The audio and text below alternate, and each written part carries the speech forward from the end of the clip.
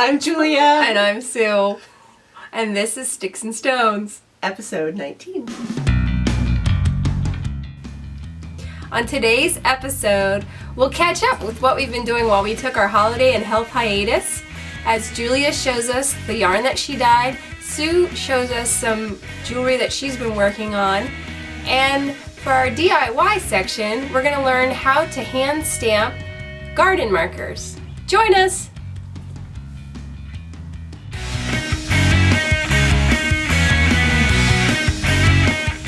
Wow. Welcome back! Welcome back. Thanks, guys, for coming back and watching us. It's been a long time. It's been a very long time. We, unfortunately, I think have had more than our fair share of illness around here between all the kids. And then just as the kids get better, she gets sick. And then just as she gets better, I get sick. So forgive me for Luckily, coughing. it's nothing major. Just, the usual flu and colds and stuff. Nothing life-threatening. Right, that's good. So, but now I think we're mostly on the mend and you can understand us again. The croakiness would not have been pretty. So. Neither would the head cold. Sorry. Forgive that. Yeah, she's spraying me with Lysol over here. It's fake Lysol, so it's not really working. It's just placebo. So I hear that you were working on lots and lots of projects and ripped lots of things out. I did. I have discovered, to my dismay, that if I don't have a goal in mind, I can't get anything done. And I think that's typical of all of us. I used to be so much better about that. I could just start something and actually finish it. But I think I must have started 15 projects in January. Gosh. And the majority of them are ripped apart. I just couldn't do it. They just weren't working for me. So I thought rather than spending the time to make something I didn't like, I didn't have to make it, so I'll take it apart and I'll start something new. So I did get a few things done. Excuse me. But not a whole lot. So what did you get done? Well, I didn't show you guys this. I didn't show you before, but this has been done since December. This is my Orchid Thief. It's so pretty. By Isolde Teague, and it's done in Malabrigo lace. See, that makes me want to knit. Because I could just pick that up and start. Oh, you can totally do it. No, you totally could. I didn't finish my washcloth from the first knit along. I mean, it's just knit. I shouldn't reveal that. So I got this done, and I was really pleased with it. Gorgeous. I'm very happy with it. So this was my big winter project. And since then, I've done one of many socks. I have one Tristan and Isolde done in Koigu, which is really kind of cool. Yeah, that is really pretty. pretty. It's got some cabling down the front there. So I did one of those, and I did one of these. Oh, that's fun. Stripey. This is going to be another pattern. I think this one's going to be free, but just a little. I think you should name that the pattern. Ian. The Ian. It's so him. I could see him wearing socks like Yes, that. he would. He would totally wear socks like these. So there's that one done, and then I started a third sock, and this is a two-color. The black is Zauberball, and the orange is a one-ply from Plymouth. I can't remember what it's called, but That's really nice. it's so puppy. So that's my This is what happens when you only have one of each sock. You either wear them like this, which these really are very mismatched, or you make them into sock puppets. I like the black on that. Graduated. So is it going to get dark black and then start going back to gray? I think so. Yeah. Yeah, it'll eventually dark black. Dark black. Very dark black. And then the orange will actually nice. kind of go peachy and then greeny and then come back. So Oh, really? Yeah, it's just kind of fun. Oh, I'm not do. seeing the color in the... Well, this is the yarn. Oh, okay. So there's a little bit of green and there's a little bit of not pink, peach, but pinkiness in there. And then this is the black. Oh, wow. So it's got a lot of different colors. These are yarns that I just don't know what to do with. They don't look right on their own. And I've tried and I've tried. This is one, I think I ripped it out 6 times. Started different socks and couldn't. So this is my compromise. And I think it's working all right so far. So I did those, and I did make a pair of mitts, which I do really like. And there are 2 of these. This is my leftover. You might recognize the red. It's been a while since we recorded. We forgot what we're supposed to do. You can get All these colors. Okay, well, I think we need to move on before we totally get off The track. red is Skinny Bugga and the gray is Madeline Tosh. It's really pretty. So I made those too. Those are fun. So those are that's what I accomplished. And then I did a whole lot of dyeing because it was just something to do. You prefer living. Yeah. Back when I was attempting not to die from the cold, I dyed. I made dyeing yarn. I dyed wool. So, and this is all done with the Wilton in my crock pot. So Nice. I'm pretty happy. This one looks like cotton candy to me. It does. You're making me hungry. Totally crazy colors. It's not what I expected it to be. It was supposed to be burgundy and Really? yeah, burgundy and teal. And look what it turned out. It turned out hot pink and light blue. This one's supposed to be our Sticks and Stones colorway. It was going to be the nice, the burnt orange that you always wear, and then the teal that like we have in our header. And it did turn out a little more green than I expected, and almost. It matches my outfit today. It does. It does. It looks kind of. It reminds me of apples. It is. So. That's a nice fall. Yeah. So there's that, and then I dyed this. I really like that with the sparkles in Yeah. it. So it was white with sparkles? Yes. Yep, white with sparkles or bare with sparkles. And I over-dyed it chartreuse because my daughter's decided for her birthday sweater this is the color she wants. And so we bought bare yarn and we're going to dye it together. So I wanted to practice first and see if I could get the color that she wanted on something that I already had. Right. So I did that. Nice. And that's fun. I And like the the great thing, sparkles. like honestly, this is all the food color. So it's all non-toxic. It's, you don't have to buy anything special. It's just mixing the colors. And there's a website that has how you can mix them so that you know what color, like how much yellow to use and how much green to use and that kind of thing. And I had a lot of fun with it. Right. And we dyed over the summer, Mm-hmm. so you can look back at our previous episode and see how we did it. Yeah, those were hand painted, and these I did just by dunking it in the crock pot and pouring water over it. But I have a tutorial for that online too, so you guys can join me in dyeing if you want, or living, or whatever. And then I've been spinning. I've been spinning a lot because it doesn't take any extra energy. And this is a 3-ply Navajo colors. plied yarn. I did not dye this. This is from Into the World. In their Martini and Rossi colorway. But I got 200 yards of a 3-ply, so I'm pretty happy with that. I think it turned out really Yeah, it's really pretty nice. colors. It's a little firmer than I expected. It's kind of rough almost feeling to me, but I like the way it looks a lot. I've been working a lot on my plying and trying to get that even. You're plying and dyeing. Yes. And then there's this one I've been making. This is my newest single ply that I'm still working on the other half of it, but this is Bittersweet Woolery is the name of it. Is Indian Corn is the colorway. So it's got purples and greens and yellows, and I am going to spin up a whole bunch of this stuff and make a sweater out of it. Nice. So that's what I've been doing. So though I didn't have any goals, I guess I did get a lot done. You did get a lot done. You did a lot of spinning and dyeing. Yeah. I did pretty much nothing but lay on the couch and try and get better. Well, at least you don't have to move far to do this. I just stick the stuff in the crock pot and walk away for 3 hours, or I sit and spin, so I don't have to. Sit and spin. Is that that thing that you Yes. turn? The only thing I managed to eke out was I made this bracelet, which is a whole bunch of different buttons and metal buttons. These are actually metal charms. And there used to be an antique store downtown where I went and I bought these great big jars of, actually I have them here, great big jars of pearl buttons. Cool. And so I hunted through my jar. I just like having this sitting around. It's so fun. Yes. I saw them there and I had to buy them. And put some of those on and some of these older metal buttons that I got ages ago and made this fun bracelet. That is very neat.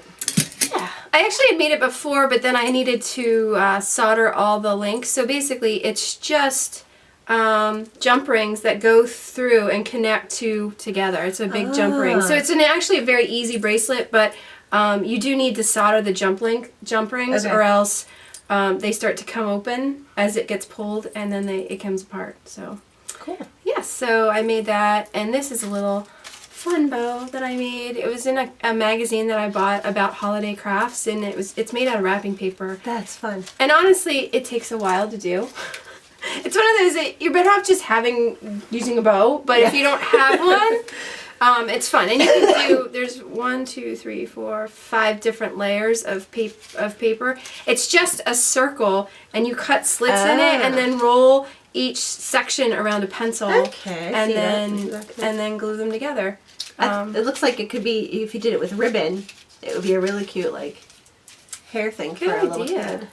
Good idea. I wouldn't wear it, but it'd be cute for a child. It would be cute for a child. So that's really what I've been doing, because I've been busy doing other stuff and keeping healthy and trying to,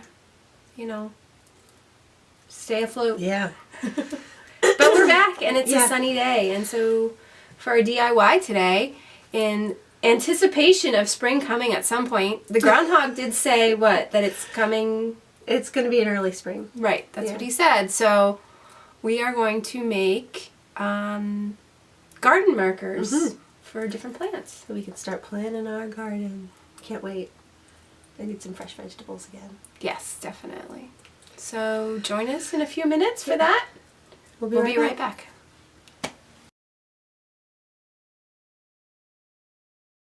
For today's DIY, we're going to do some hand stamping, and we're going to make some garden markers. You need some basic tools for this process. You need some sort of a block to stamp on. So we have a rubber block and we have a steel block. You need something to stamp on too. In this case, I'm using aluminum flashing that I cut into circles. And we're starting with this because it's a really thin metal, and so it's pretty easy to stamp. You obviously need your stampers. These are different letters, and I have some pieces that these are the 1/4 inch, and then these tiny ones are 5/16. So you can see they're really, really small. You need a hammer. A ball peen hammer works best. This is the ball peen, and then you have a flat side. So the flat side can hit the stamps and make the letters, and then you can use the ball peen side to shape and to make different textures. You need some sort of tool to cut your metal. So these are tin snips that are a little bit rusty, and this is just a plain old wire cutter. We're going to do some fake oxidation, and in order to do that you need a magic marker and then a polishing cloth, which polishes the metal and polishes away any extra magic marker. And also important is a pair of gloves, because when you're dealing with the larger pieces of flashing or any type of metal, you can these are very sharp edges, and you don't want to get cut when you're trimming this, and so you need that. And for our garden markers, we're also going to use some sort of a metal wire that you can use galvanized steel, you can use brass, you can use copper, and we're going to use those to make the stand to put the markers on. And finally, this is optional, but it's really nice. This is a metal punch, and this makes little holes so you can punch a little spot in it. So we're going to get started on some stamping. So the first thing you need to do is you need to get your pieces of metal set. And what I've done here is I took a bowl as my model to make a perfect circle, and I used a permanent marker to draw the circle on it. You don't have to worry about the coloration on it, because when you use your polishing cloth, that will polish right off. As you can see, it takes the magic marker right off, and it makes it nice and shiny. What I'm also using here is a tin snip. Tin snip is the easiest thing to use to cut metal. You can get these at any hardware store. You could also use, this is a wire cutter that you can also use. It just takes longer because the snips are smaller, and it doesn't make as even as a cut, I think, as the nice tin snips. So once you cut out your circle, and what we're doing is we're using here aluminum flashing, and like I said, this is a really thin metal, and so it's easy to work with. You can see how easy this is for me to cut, and I can just bend the pieces that are in my way. Once you get really good at stamping, then you can use thicker metals. This is a piece of copper that's very thick. You can see how hard it is to bend, and when you go to cut it, it's a lot harder to cut. And so you can work up to this, and when you're stamping this, you have to hit a lot harder, and you need to really focus to make sure your stamper doesn't jump. So that's why we're going to start with something simple and easy to use, like the flashing. And with something like this, you can use the rubber block because you don't need a ton of pressure. When you're stamping a heavier metal like the copper, you're going to want to use a steel block because you need that steel resistance underneath when you put the copper on and you hit it. If there's nothing underneath to give the resistance, you won't get the impression. So I took my rubber block and I put it on top of a foam book because the foam book will absorb a lot of the sound and the pounding, and then it still makes a racket, but it's a little bit better for your table and it doesn't make as much sound. So what I'm doing is I'm taking a piece of masking tape and I'm putting it on my circle where I'd like my letters to be. And this is a great way. There's two reasons you can do this. One is so that you can line up your letters so that when you do stamp them, when you stamp each one, you just take a look here where my circle is hitting the edge of the tape, and then they should be pretty even across. If you want to do something random and have them be in different spots, the tape helps to hold this from sliding, because one of the worst things that happens to you is when you go to hit it, it slides away, and then you get letters that aren't very clear. So I have my tape here. I'm going to take my stamper, and because we're making garden markers, we're not doing, lining it up. If I really wanted to, I'm going to stamp basil. You could say, okay, I have 5 letters. Where's the center? That's the I. How far do I want them apart? But we're just going to kind of wing it here because it's a garden marker. It's supposed to look fun and handmade. The hardest part about hand stamping is getting the letter in the right direction, because when you look at it, it is backwards. And so you have to kind of think, okay, the B, so that you don't end up it going in the wrong way, or I've already turned it and stamped the letter sideways. Again, you can see that's art. So you want to hold that on there firmly and take your hammer and hit it through about 3 or 4 times. Just real solid whacks. And there you go, you have your B. And now, how do we spell basil? A is next. Again, I'm just going to line up, because I want them straight across, I'm going to line up the edge of my letter with the edge of the tape. And again, making sure my letter is the right direction. And there's my A. When you're buying these letter stamps are available at Michael's. That's where I got the black ones. With stamps, I think that you get what you pay for. So when you go to Michael's, they're about, I think this box is about $20, and you can use your 40% off coupon. And they do okay. There's stampers out there that you can buy from jewelry catalogs that are $300, and you're going to get a higher quality stamper, and it's going to do a better job. But to start out with, I think these are fine to just mess around with. Once you get to the heavier metals, you do want a better stamp that has a nicer, more fine letter in it so that it will cut really well into the metal. Whoops, wrong side. Alright, so we stamped basil on there, and now I'm going to take this off. Now, normally what you do is you want to blacken those letters so that you can see them, and what jewelers use when you see jewelry that's blackened is they use liver of sulfur, and it is sulfur, and it stinks to high heaven, and it really is something you should use outside because it smells so bad. And when you buy liver of sulfur, you can buy it either in gel form, that you can just brush right on, or if you do a lot of jewelry, then you get it in cake form and you put it in water, and it disintegrates in the water and makes a liver of sulfur mixture, and you put the whole piece in. The shortcut to doing that, which doesn't really oxidize but gets the same effect, is you take a permanent marker and you just color in your letter. So if you go a little outside the lines, it's okay. It's less work if you stay in the lines, but you want to really get the black marker in all those spots there. Oops, I went outside the lines. But then what you do is you take your polishing cloth, and these again are available. They come in a little package like this. These These happen to be Euro Tool brand, but you can buy these at Hobby Lobby or Michael's or most craft stores. A lot of craft stores are now, you know, they have the letters, they have the ball peen hammer. Again, the ball peen hammer, you can buy this at Michael's. You can go to the hardware store and buy the same thing. But you can buy these little pads. They're metal polishing pads, and all you do is you rub, and it takes off anything that's not in the divot. And in addition to taking off that extra marker, you can see right there, I'm taking off that little bit that I went, it makes it shiny. So what you can do is you can create different effects by making it really shiny right here, and then polishing very gently outside, and it's less polished. And so there you have your basil. I'm going to use my puncher, and I'm going to punch a hole in it so that we can hang our sign up.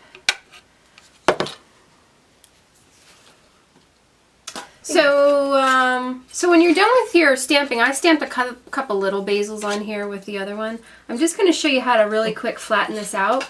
You just turn it over and you just hammer with the flat part of the hammer. What you want to do is, if you're on the side where the letters are and you don't want to make marks, just take a piece of cloth and put it over, and that will flatten it out. But you can also use the ball peen part of the hammer to hit it a little bit and do some texturing, and then it looks, you know, some people like that. They sell texturing hammers, and you can buy all kinds of stamping stuff. But again, it kind of got bent. So now I'm going to flip it over, put my cloth over it, and just hammer it flat. Alright. Sort of flat. So why don't you work on that? And I'm going to show you really quickly how to make a stand for this so that you can put it in your garden. Can I have a piece of tape? You can have a piece of tape. Here's the masking tape. Thank you. And all you're going to do is use a piece of this. Like, this is what happens when you leave your tools outside. This is the galvanized wire. This one's actually not as thick as I would normally use. It's 19 gauge. This one is 16 gauge. 16 gauge is really the best size. So why don't we use a piece of brass, 16 gauge Oh, this instead. is lighter than I expected it to be. I almost threw it over my head. So you're just going to cut a piece of wire. This one happens to be about, let's see, 15 inches. I don't think I hit that part. And then we're going to take my round nose pliers here, and we're going to make a loop on the end where we want to hang our little sign. I'm going to pull it out to the side so I can get it on there. Spiral it out. It is hard to tell what direction the letters go. That's tricky. This is in too far. I'm going to make my hole bigger. It is. It's a skill just to get the letters in the right direction. Yeah. I, for some reason, expected this to be like super easy. You see people, you know, on Pinterest or on Groupon or whatever the different sites are, just with the names on the washers and how cute those are. And I thought, I can do that, but maybe, I don't know. You can, but it takes more practice than you would expect. Yeah, I and expect this to be backwards. a lot easier than this. Yeah, you really kind of whack it. And the B, for some reason, doesn't seem to make as nice of a letter as some of the other ones. So you're just going to put your marker on here, if I can get it on, like that. And I'll just push this back in line here. So there you go. And then you can just use your hand or pliers and shape it a little bit like this. You want to make sure it's nice and tight up here because these are so light. When they blow in the wind, you don't want them to just blow right off. So now we have, even though this is a primrose and not a basil, you can bend this and you can stick it in there with your plant. So these would make great Mother's Day gifts, I think. Yeah, or teacher end of the year gifts. Definitely. That would be really cute. So, you know, and you can bend it as much as you want. You can bend it forward like that. It also makes like a nice little sound when the wind blows. Yes, it just. They aren't sharp. These are not that sharp, but they do have burrs on them. So So you can use a file. I have a tiny little file that I use. You can use a regular file, and you just file it. You file, just like when you're doing your nails, you're only supposed to file in one direction, because if you go back and forth, you're just making a ridge. See, now you're going to get me like I do with the needles. Is that really that close to you? But you just file it on one side, and you can feel how much less those burrs are now. Oh, yes, that's much better. Okay, and I didn't do it on this one, but you can take that, as we talked about, you can use the, you need the marker? Yeah. You can, around the edge here, we can still see the black, and we can just use this to take that off, and it'll shine it up a bit. And you do need to use the, like I thought, why aren't you using the thicker side? But these letters are surprisingly thin. I expected them to be, like the stamped part to be a lot thicker. So, Depends on what letters you get, because you Okay. can get ones that are thicker. Again, like that's when it comes down to money. Right. That the more you pay for stamped letters, the better they are, I think. So Cool. there you go, shine it up, shine it up. So that's pretty much it Yeah, for instant making. antique. And one of the other things I've seen online is using spoons to do it. Oh, yeah. And I tried it. These are your typical sterling silver spoons, or I mean stainless steel spoons. They are very hard to stamp. Okay. As you can see, it kind of skidded across. But I got these aluminum 2 spoons. Remember these? These are very old. And so these work better because they're aluminum. If you're going to do the spoons, you actually need to use sterling silver because sterling is softer. However, trying to find sterling spoons at a thrift store these days is tough because most metal pickers have already gotten them. Right. It used to be you could go anywhere and get them, but now, because the price of silver has gone up, people buy them and get money for them. Would you suggest hammering those flat before you use them, or just... You could. I tried it. It took a lot of energy just to get it this flat. These will flatten a little bit easier. Watch your fingers. Yeah, that's helpful. Don't hit your fingers. So, yeah. There we go. Basil. Nice. So that's There pretty you cool. go. Here's your hole puncher. Thank you. So, thanks again for coming back and joining us after our little hiatus. Yeah, we wanted to spend a second just to say Happy New Year, and and looking forward into our almost 1 year anniversary here as podcasters. Just that we do appreciate you guys all spending time to watch us, and we love to see comments. So if you have any comments or suggestions or things that you'd like to tell us about on iTunes or wherever, you're welcome to do that, and support all your other podcasters too. We all work real hard, and I think that the majority of us just want to share and kind of have some fun with you guys. So, be sure to get out there and support all your Definitely. Yeah, if you like something, go online and tell people that. They like to hear that, not just for their own self-worth, but also because They like me. but also just so we know that, okay, people are watching and they do actually like what we're doing. Yeah. And so we'll do it again and do it some more. Yeah. So. Yeah, we've enjoyed spending this time, and we're glad to be back. Yes. So we'll see you again soon. Yes, and watch out for our birthday coming up in March. Thanks. Have a great day. You might need to make the hole bigger.